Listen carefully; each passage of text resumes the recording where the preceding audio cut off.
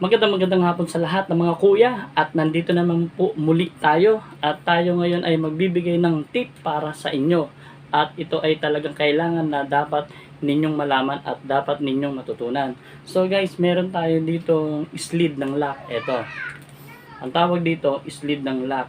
Ito ay para sa pinto, sa loob ng pinto, para once na maglalak kayo ng doorknob, tulad nito may doorknob na tayo, tapos ito disable naman tong lock na to sa loob, so bumili ako ng bago. Ayan, sleeve ng lock ang tawag dito. So ikakabit ko dito sa loob ng pinto para makaiwas sa anumang pwedeng mangyari o may pumasok, para may double lock siya. Ito ang pinaka double lock niya sa loob ng inyong bahay. So, ano pang hinihintay natin guys? Gawin na natin to at ikabit na natin ang sleeve ng lock para iwas sa mga masasamang elementos, para walang pwedeng pumasok sa loob ng inyong bahay. So, let's go! Okay guys, gagamitan natin siya ng ballpen para pang bilog dito, para dire-diretso lang yung ating tornilyo. So, dito natin siya ilalagay. Yan.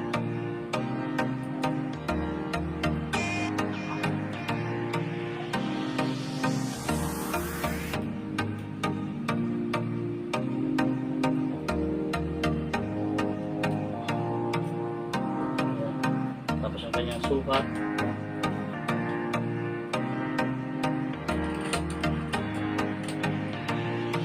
Ayan natin.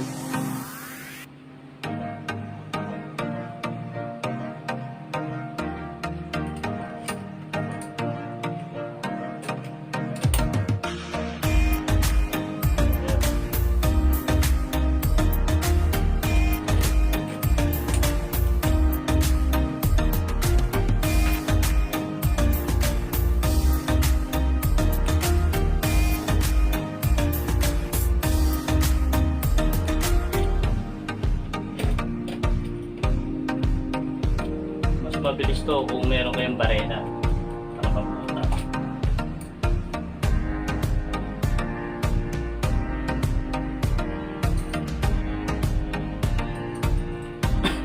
So, sundan natin ang pagkabit ng tornilyo.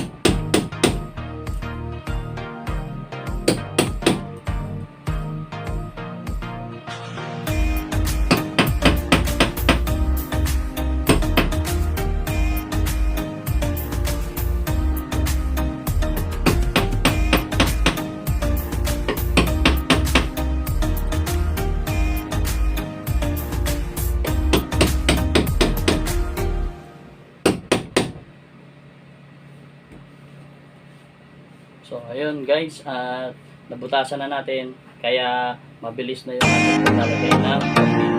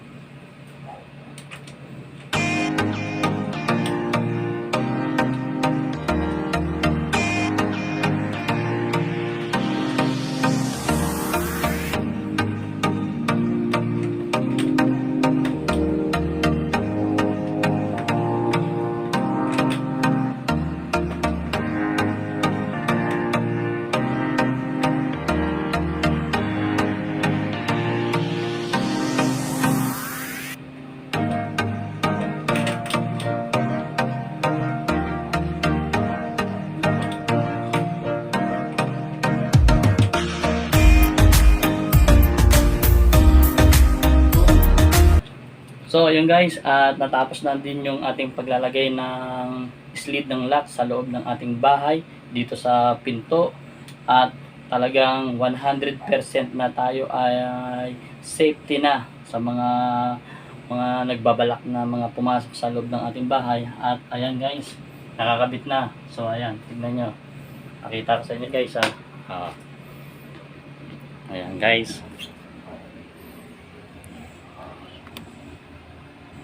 So ayun guys, at naikabit na natin ng maayos yung ating sleeve ng lock sa loob ng ating bahay, sa loob ng ating pinto. Kaya 100% na talagang safety na po ang ating pamilya na ating naiiwanan sa loob ng ating pamamahay. At guys, sana marami kayong natutunan sa aking tip para sa inyo. At huwag nyo pong kalilimutan na mag-subscribe ng aking YouTube channel. At pakiclick na rin ang notification bell para lagi kayong updated sa lahat ng mga video na aking i-upload. Hanggang sa muli guys, paalam!